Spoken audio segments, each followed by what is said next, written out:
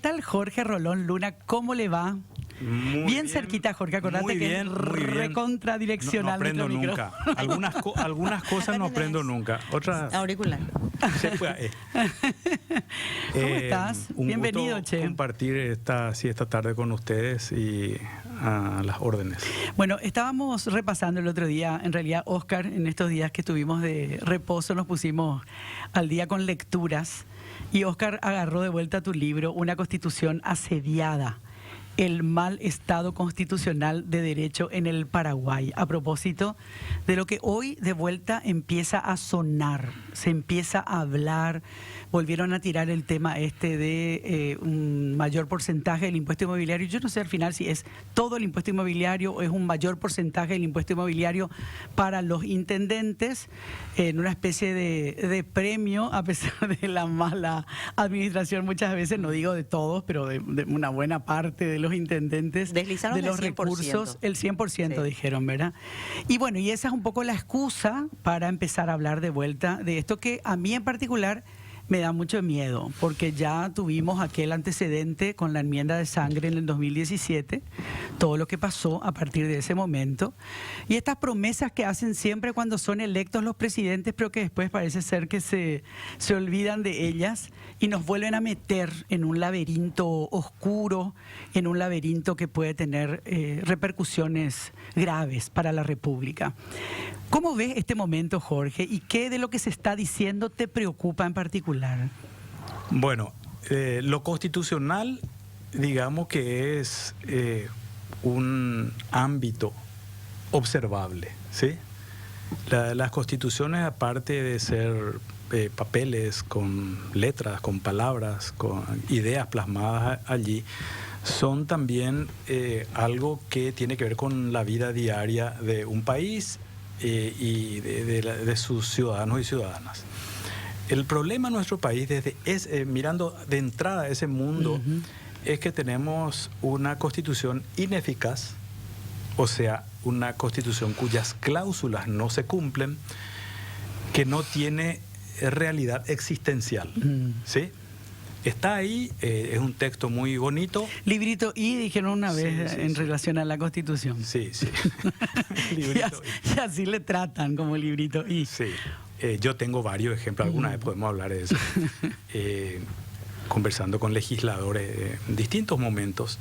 Pero hace poco Leite justamente cogido por sorpresa, porque no sabía que eso iba a tener, digamos que difusión pública, dijo, ay sí, es inconstitucional, pero hay viola tanto. Después vamos a ver eso en la Corte. Claro.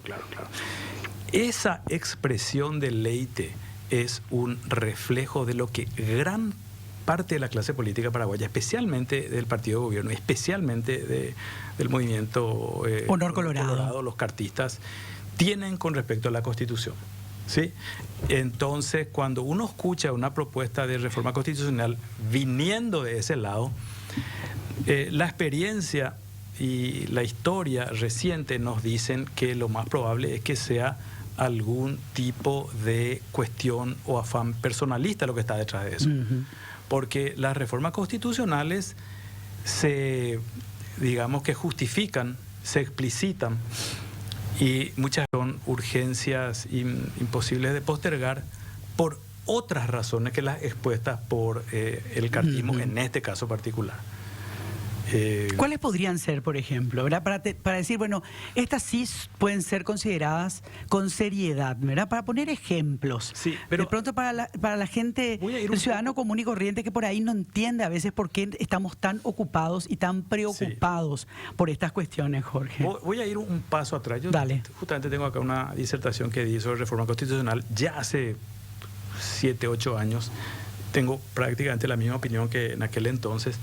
Yo hacía una aproximación, decía un listado de los problemas endémicos del Paraguay, ¿sí? Pobreza, desempleo y precariedad laboral, exclusión social, desigualdad social, modelo económico desfasado, inseguridad de todo tipo, corrupción, debilidad institucional, falta de acceso a la justicia, impunidad estructural, falta de vivienda, baja cobertura de servicios de todo tipo, mala calidad de la educación, déficit infraestructural, grave situación ambiental, grave crisis de representación. Estos son problemas reales, ¿sí? Estos problemas algunos de ellos pueden ser abordados desde la perspectiva de una reforma o enmienda constitucional. Algunos de ellos, no todos. No todos. Entonces, lo primero que podemos decir a este respecto es, veamos las causas de algunos de estos problemas. Algunos son malas políticas públicas, algunos son problemas o inexistentes políticas públicas. O inexistentes políticas públicas, por ejemplo, el tema indígena. Ahí no hay política pública. No existe, nunca existió. Invisible. Entonces uno mira la Constitución y dice, a la pucha, qué lindo catálogo de derechos se les reconoce a los pueblos originarios en Paraguay. Pero no hay políticas públicas. En otros casos, malas, muy buena esa diferenciación. Malas o inexistentes políticas públicas. En otros casos, fallas estructurales del Estado. El Estado no está preparado para abordar ciertos problemas. Otros pueden ser problemas de gestión pública. La debilidad institucional es una mala gestión pública. No funciona tal o cual ámbito del Estado porque no hay capacidad técnica, porque los controles internos son débiles y eso genera desvíos en lo que debe ser la función pública. Pienso, por ejemplo, en la Policía Nacional. ¿Sí? Un policía incurre en algún hecho de indisciplina o de incumplimiento de sus deberes institucionales, e incluso delitos. ¿Y qué pasa? Hay un reglamento interno de la policía que dice, bueno, si hay posibilidades de sanción penal acá, vamos a supeditar esta conducta de este policía a lo que ocurra en sede penal. ¿Qué pasa en sede penal? Los juicios duran años. Y generalmente terminan en la impunidad. Hace unos días hubo un caso de unos policías que secuestraron a 2 personas delante de una escribanía, los secuestraron literalmente y los liberaron a cambio de 50 millones de guaraníes. Una locura. La causa cayó por culpa de fiscales incompetentes, de larga data de incompetencia, de Federico Delfino, en este caso. Y los policías siguen en funciones. Porque ese reglamento interno le permite, por una trampa que nadie detecta y de la cual ningún político se hace cargo. Y ahí le incluyo a la oposición. Para encarar los problemas de descomposición institucional en la policía, no hace falta una reforma constitucional. No. Hay que ver los controles internos, que la clase política diga, vamos a darle uñas y dientes a asuntos internos, a justicia policial, que son ámbitos institucionales de la policía que no funcionan. Porque no se quiere que funcionen. Entonces, estos son problemas. Ahora, ¿cuáles son los temas? Ya ahí voy a tu pregunta original. ¿Cuáles son los temas? Yo hice un tuit antes de ayer, creo, y decía, bueno, desde una perspectiva de derechos humanos, puede que haya que ampliar el catálogo de derechos, puede que haya que establecer nuevas garantías para el cumplimiento de esos derechos. Puede que tengamos problemas de inestabilidad política. Bien cerquita, Jorge. Sí, problemas de inestabilidad política. Ay. Bueno, entonces veamos cómo eso se puede resolver constitucionalmente. Tenemos problemas de gobernanza. Hay que ver cómo hacemos que eso mejore en los distintos niveles, ejecutivo, departamentos, municipalidades. ¿Sí? Ver, por ejemplo, de darle reales prerrogativas a los gobernadores, que no las tienen. Que no tienen. No las tienen, están ahí de adorno. Y quienes están más de adorno aún son los concejales departamentales, que no sabemos qué hacen. que no legislan, no tienen capacidad legislativa. Entonces están ahí, ¿para qué? Para cobrar un salario. Sobrecarga. Punto. Es parte del aparato clientelar del Estado. Bueno, entonces hay cosas que se pueden resolver constitucionalmente. Tenemos problemas de una concentración de poder en el Ejecutivo o en el Legislativo. Veamos de cambiar eso. Tenemos problemas de representación, que sí los tenemos. ¿Cómo entraron, verdad? No, voy a algo de lo que se habla muy poco. Santiago Peña ganó con el 42% de los votos. ¿Sí? O sea, el 58% de los paraguayos no quería saber nada de él ni de su partido. Por eso el tema del balotaje, por ejemplo, es clave, ¿verdad? Es clave. Hoy, por ejemplo, en el Uruguay, fíjense, ayer nomás, el domingo, hubo elecciones y Yamandu Orsi tuvo 43% de los votos. Más que Peña. Más que Peña. Pero él no va a ser presidente y tienen que ir a una segunda vuelta. En la segunda vuelta se decidirá porque justamente no llegó a ese 50% por lo menos que tiene que darse. ¿Qué es lo que hace Menchi, amigos del sistema de Monumental, ¿verdad? NPI en este caso? ¿Qué es lo que hace el balotaje? Genera mayor capacidad del sistema político de recoger las voces diferentes, más pluralidad y mayor capacidad de negociación y de diálogo. Sí, pero representativa. También. Peña le representa al 42%, pero este es un dato grave a su vez de nuestro modelo representativo. Si no, uno toma todo el padrón, el 27% normal le votó a Peña. Sí. El 27%. Nada más. ¿Y por qué Derlis Maidana, legislador cartista, cuando se le pregunta sobre el balotaje, dice no va a costar plata? Ahí. Sí. No, y ayer Bachi Porque Núñez ya eso dijo no, porque así va a ganar la oposición, le dice Rocío Pereira. Sí, por claro, eso. Bachi Núñez es O sea, brutalmente honesto en ese aspecto. Pues hay nosotros que decir, no. hay que decir. Sí. Entonces no hace falta estar allá interpretando. Pero Derlis Maidana nos quiere joder, Sí, pero sí. no nos va a joder. Cuesta más Entonces él dice, cuesta caro. Dice, pero para él A nosotros lo que va a nos ser cuesta caro. hacer una constituyente para Darle el permitir 100%, reelegir al presidente. claro, por Y ejemplo. el problema de la falta de reelección no es un problema realmente. O sea, mejor dicho, la falta de reelección No es un problema. No es un problema. Ahí está esta lista que yo les Ahí creo tenés. que se pueden agregar más problemas, Sí. pero ahí están muchos problemas que tenemos y que la clase política debe ocuparse de resuelve. resolverla. Y este traslado de estos impuestos para los gobiernos departamentales, municipales, ¿depende necesariamente de una enmienda o puede ser una ley también? Bueno, el problema es ahí. ¿O es tan sería- urgente como se- para plantear? Claro que Son- no. Dicen que cuando le hacen varias preguntas al entrevistado siempre se va a escapar no respondiendo la que no sabe o la que, La no, que te quiere, la gusta. que no quiere. Bueno, vamos a suponer que el problema sea y que Santiago Peña no duerma de noche por lo preocupado que está. ¿Verdad? Por el hecho de que las municipalidades no tienen los recursos suficientes para generar mejores pueblos y ciudades en Paraguay, ¿ok? Entonces, ver cómo esas municipalidades pueden tener mayores recursos. Ese sería el problema, a resolver. Y hay muchas formas de resolver eso. Muchas formas de resolver eso. Aumentando el impuesto inmobiliario, por ejemplo. Tocando algo que Santiago Peña No y sus quiere amigos tocar. no van a tocar nunca. Hoy se quejaba un vocero del gobierno de que los organismos internacionales nos presionan con esto y con aquello para darnos préstamos, qué sé yo. Bueno, si ustedes no quieren que les presionen, hagan una reforma tributaria y cobren más a los más ricos. Y ahí van a tener los recursos y no van a hacer pito catalán al Fondo Monetario, al Banco Mundial, etcétera. Bueno, entonces, el problema es que no tienen recursos las municipalidades. Me parece un problema resoluble por fuera de una reforma constitucional. sin O ningún- una enmienda. Claro. Sí, o una enmienda, sí, de tocar la Constitución. Entonces, por otro lado, si uno analiza, vuelvo a traer los problemas que tiene nuestro país, es el menos acuciante de, De ¿Y por todos. qué es el menos acuciante? Porque el problema en las municipalidades en Paraguay no es la falta de recursos, es la dilapidación de recursos. Claro. Entonces, yo particularmente sostengo, y no quiero que todo el mundo esté necesariamente de acuerdo conmigo, pero mientras nosotros no resolvamos el problema de la corrupción en las municipalidades, que es un Vos fíjate- problema gravísimo. Vos fíjate, gravísimo. Jorge, Y en la todo lo que gobernación. reciben los municipios en concepto de royalties, lo que han recibido a lo largo Lo que han de años, despilfarrado, e intendentes que se han vuelto millonarios.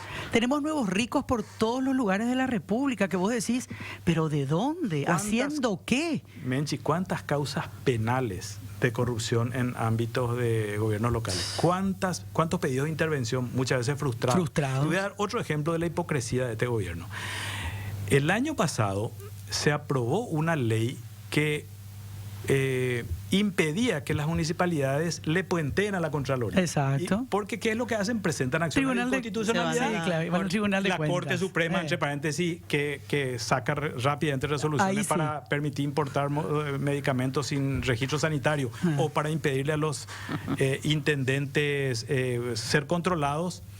Entonces tenemos también una complicidad del Poder Judicial. Protección y ¿Qué complicidad. pasó? Santiago Peña vetó esa ley que iba a impedir que las municipalidades le puenten a la Contraloría y Contraloría. vayan al Tribunal de Cuentas, Exacto. que no tiene capacidad técnica, Claro, no ni tiene recursos humanos. capacidad humana y además yo creo que es un organismo que es más pasible de no funcionar como un ámbito de control verdadero que es la Claro, Contraloría. Claro.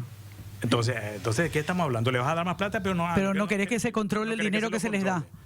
Pero eso ¿qué cosa? Una realidad ya vista por todos los paraguayos y paraguayas de los últimos 20 años de los casos de horrible corrupción en las municipalidades.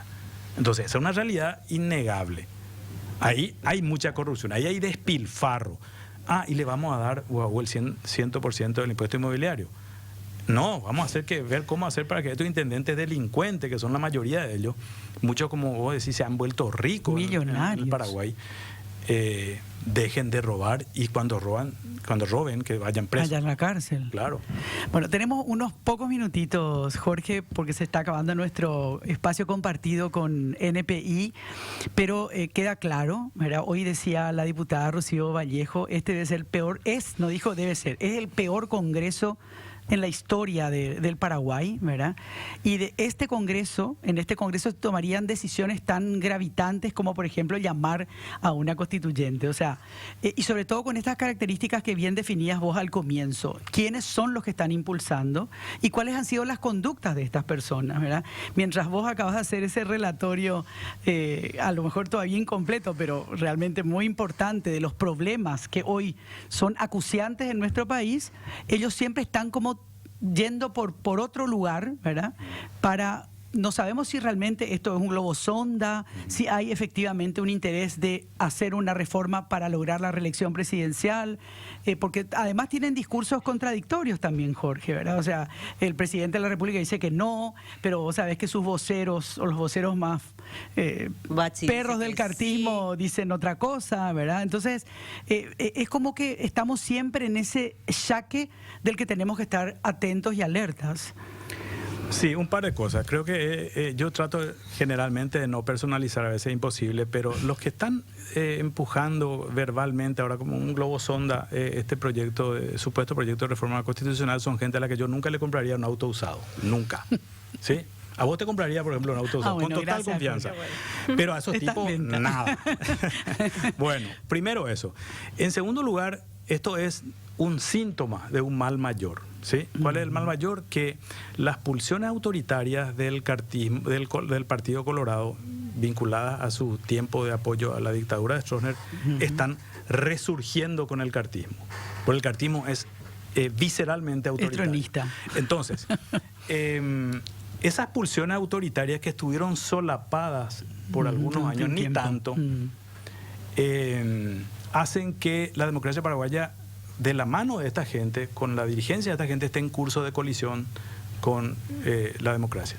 O sea, este gobierno y su accionar está en curso de colisión con la democracia, y la deriva autoritaria puede terminar muy mal y empeorar esto, definitivamente. Ponemos punto final a nuestro encuentro con NPI, pero te quedamos unos minutitos más, sí, Jorge, si podés, así seguimos conversando y nos encontramos nosotros mañana. Gracias por la compañía. Chao, chao.